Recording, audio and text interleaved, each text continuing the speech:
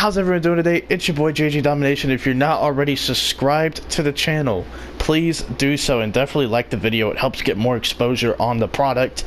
Today we're going to be talking about 5 NFL teams you should not sell your stock on. And the term selling your stock is used in multiple ways in terms of business, but in this context of the NFL, we're talking about teams you should not give up on early.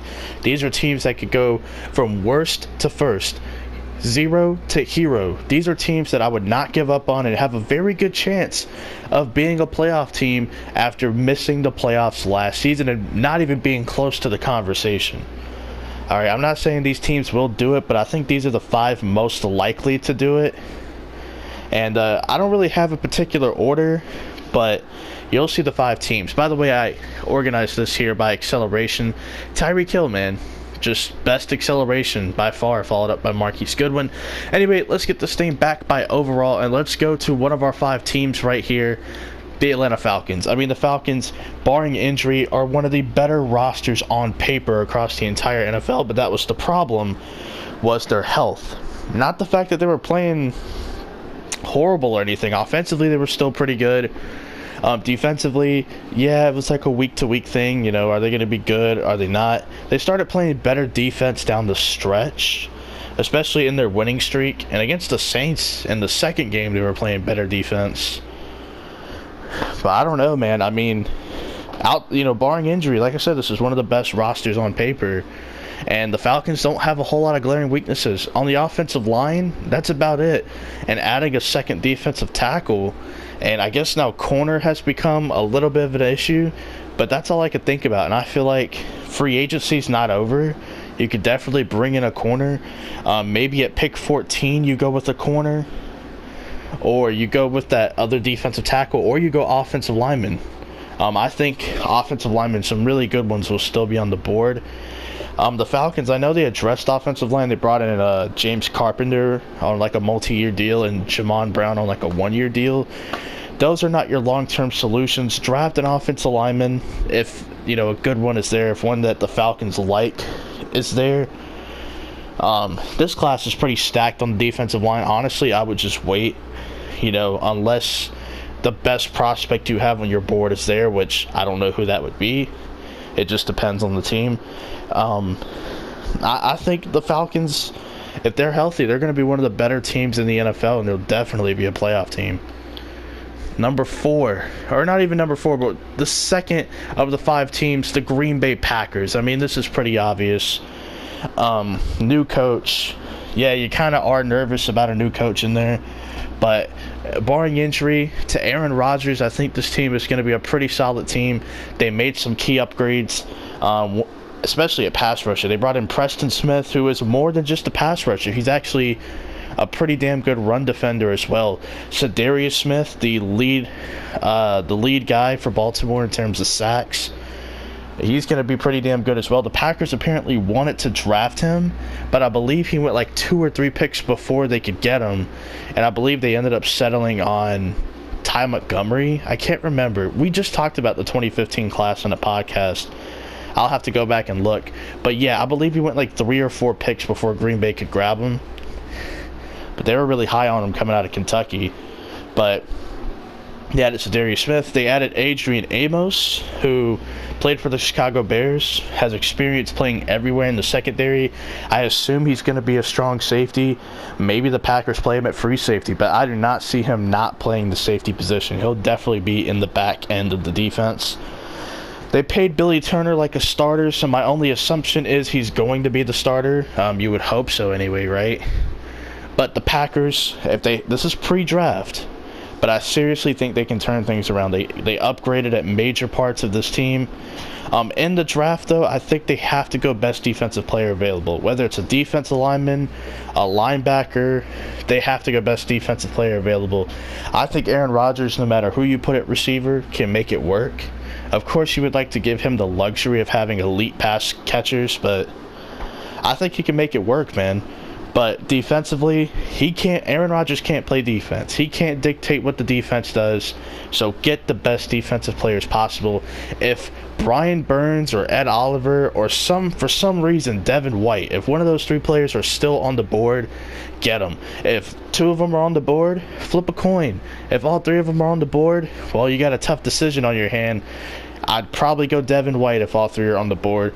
If Brian Burns and Ed Oliver's on the board, I'm probably going to go with Ed Oliver because Mike Daniels' contract is up after this season. He will be 31 when he hits free agency. So, yeah, I would probably start looking towards the future a little bit with that pick. But, hey, I wouldn't be mad either way. I think it would be pretty good. The third team we're going to be talking about is the San Francisco 49ers. And I know what you're thinking. Oh, San Fran sucks. They have the number 2 pick in the draft. They only won like 4 games last year. I know. But I think they have the best chance to double their wins. They could definitely go from 4 wins to 8 wins. I think at the beginning, before the season started, I think like around August when we did one of our first podcasts, I said that the 49ers would be a 7-9 team. They did not have that season because they were one of the most injury-riddled teams in the NFL other than the Falcons. And you can even put the Packers in that conversation. And that's really why all three of these teams are on this list, because barring injury, I think all three can be borderline, if not playoff teams. And I feel the same way about San Francisco. I like what they did this offseason. You know, they brought in Quan Alexander. They traded for D Ford and extended him, which was huge because, you know, the market for pass rushers kind of got sucked up after Frank Clark and Jadeveon Clowney got franchise tagged, and then Trey Flowers immediately went to the Lions. So the pass rushing market kind of got sucked up, so they traded for D Ford. Good move. Let's see, what else did they do in free agency? Oh yeah, they brought in Tevin Coleman on a bargain. And I can go ahead and tell you the backfield of him and Matt Breida, and depending on what happens with Jerick McKinnon, that is going to be one hell of a backfield. If you're in fantasy, if you're doing fantasy football, I expect Tevin Coleman to slide because of the running back situation and because of just how fantasy football works. Get Tevin Coleman, stash him. You never know. The value could be pretty high there. This team, though, at the number 2 overall pick, I think they'll go Nick Bosa if Kyler Murray's off the board. But, you know, for some reason, if Nick Bosa goes number 1, I would trade down if I'm San Francisco. And it's that simple. I think they'll double their wins, potentially. Of course, me and Aaron in August will have to predict how, you know, it's going to play out. But watch out for the 49ers, man. I'm telling you. Let's see here. Number 2 or number 4 out of the 5 teams that we're talking about. I think I have one in mind. The Titans. You know, we just did the podcast. We were talking about Mariota and how he's had an underwhelming career up to this point. He has made a couple of big plays, but it's just been an underwhelming career. This team has a ton of talent, and they just picked up 2 offensive pieces for Mariota. They picked up Adam Humphries, who is a slot receiver. Okay, you have a guy who can work the middle of the field just like Delanie Walker when healthy. And then you picked up Roger Saffold. You needed a guard because Quentin Spade just wasn't cutting it. And Josh Klein, who knows if he's going to have, you know, the starting gig next season, depending on what the Titans do in the draft. But, man, the Titans, one of the best run-blocking offensive lines in football, and it showed when they got Derrick Henry involved. The skill of Derrick Henry and the blocking from the Titans, it's a good combination. But your job is to help Mariota out. In this draft, I would be leaning towards the offensive side of the ball for the Titans. Of course, get some good depth on the defensive line and at the edge rusher spot. But in the first round, man, get Mariota something, whether it's an offensive lineman or another pass catcher. You just need to help your quarterback out if you want to give him the best chance to succeed. This roster on paper is one of the best rosters in football. And I know I've said that about a couple of teams already, but seriously, I mean, their defense, there's really no glaring weakness. They're pretty strong everywhere defensively, even at corner. Even at the middle linebacker position, even though Wesley Woodyard is like 33 or 34, he's still a pretty good linebacker, still serviceable. I mean, I don't know what they're going to do, but I mean, this team, seriously, like, for the past 3 years, they've either been a wild card team or they just missed out on a wild card spot. I think they have a good chance to win the AFC South. I know it's a little bit of an early prediction. It's kind of crazy, but think about it. If they would have beat the Colts, they would have won the AFC. They wouldn't have won the AFC South. Let me rephrase that. They would have been in the playoffs. The Titans now, they have a third-place schedule. It's going to be a lot easier for them, and they could potentially win their division. I'm not saying they will, but there's potential for them to win it. And, of course, number one, the Cleveland Browns. I mean, come on. Come on. Last season, they went 7-8-1. The year before, they were 0-16.